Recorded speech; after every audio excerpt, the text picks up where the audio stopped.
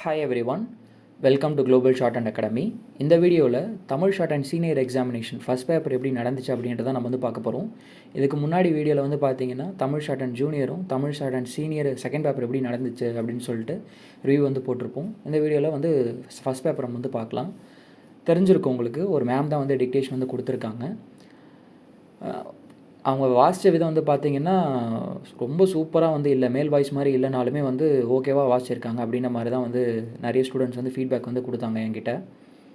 டாப்பிக்குமே வந்து பார்த்திங்கன்னா ஈஸியான டாபிக் தான். கல்வி அப்புறம் சுகாதாரம் இதை பற்றி தான் வந்து பார்த்திங்கன்னா ஃபஸ்ட்டு 5 minutes பேசேஜ்.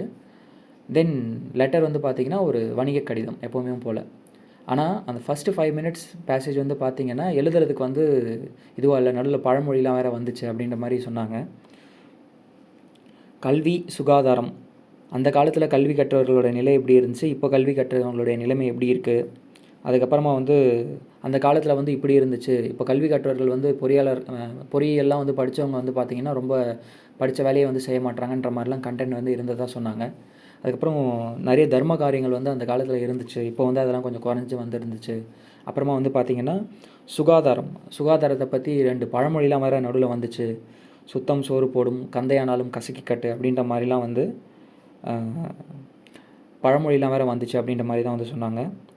தென் லெட்டர் எடுத்துக்கிட்டிங்க அப்படின்னா ஒரு வணிக கடிதம்.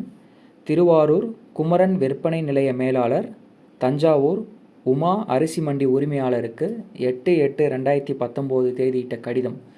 அந்த அரிசி மூட்டை வரவு செலவு பற்றி கணக்கு பற்றி டாபிக் வந்து இருந்ததாக வந்து சொன்னாங்க. லெட்டர் வந்து ஓகேவாக இருந்துச்சு தான் சொன்னாங்க.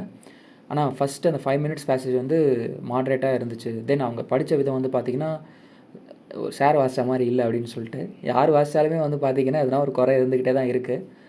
ஓகே, ஸோ அதை பற்றி நம்ம வந்து ஒரி பண்ணாமல் ஃபீமேல் வாய்ஸ் தான் தெரிஞ்சு போச்சு. நெக்ஸ்ட்டு இங்கிலீஷ் ஷார்ட் அண்ட் ஜூனியரோ இல்லைனா இன்டரோ இல்லைனா வந்து சீனியரோ வந்து அப்பேர் ஆகுறீங்க அப்படின்னா ஃபீமேல் வாய்ஸில் கொஞ்சம் எழுதி பாருங்கள். நம்ம சேனலுமே வந்து சில டிக்டேஷன்ஸ்லாம் அப்லோட் பண்ணியிருக்கோம்.